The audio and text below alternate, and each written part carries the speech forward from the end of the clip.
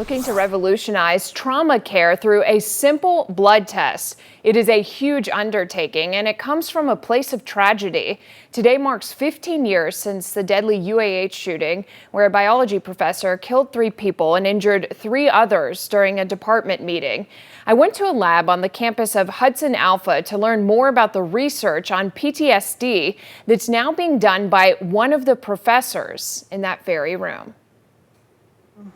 It fills this little vial, and then that gets shipped back to us here in the lab. This vial, this lab, is where the story lives now.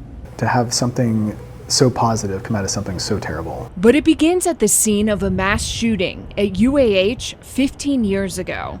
So I was one of the survivors in the room, and as you know, half our faculty were either killed or severely injured.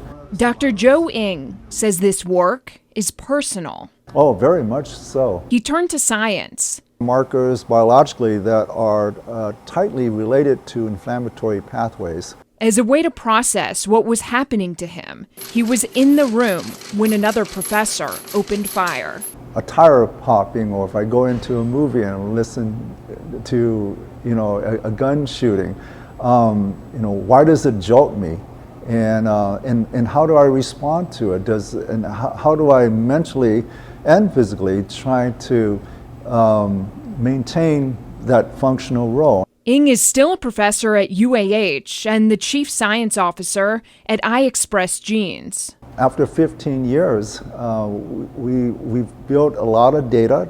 The work ultimately leading to a blood test. It looks at the connection between chronic illness and trauma. Everybody thinks it's mostly mental, but it's really not. It is much more than that.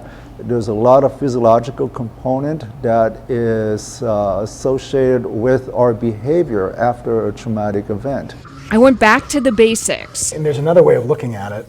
With CEO John Schmidt, a former science professor himself, and 20-year combat veteran. I took a test right here. I could intervene and say, I know you think you're tough, but listen, we need to get in front of this, and I can give you some basic cognitive tools. The Trauma Autoimmune Indicator, or TAI screening, is all about early detection.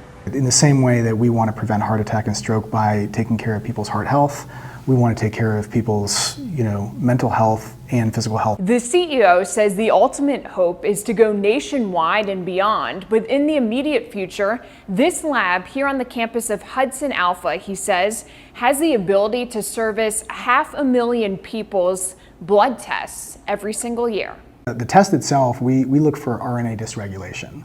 He calls it a diagnostic aid. So how does a blood test potentially identify that someone could have PTSD down the line? PTSD presents itself, and normally when people get diagnosed is when they're in crisis. We want to come left of that. So our test, much like that cholesterol test, shows indications of an autoimmune disorder that creates things like oxidative stress that leads to anxiety and depression. That is kind of the hallmarks of what we think of as post-traumatic stress disorder. The CEO says he is confident that they will be able to offer this test to providers as early as March. To learn more about it, you can head to our website, waytv.com.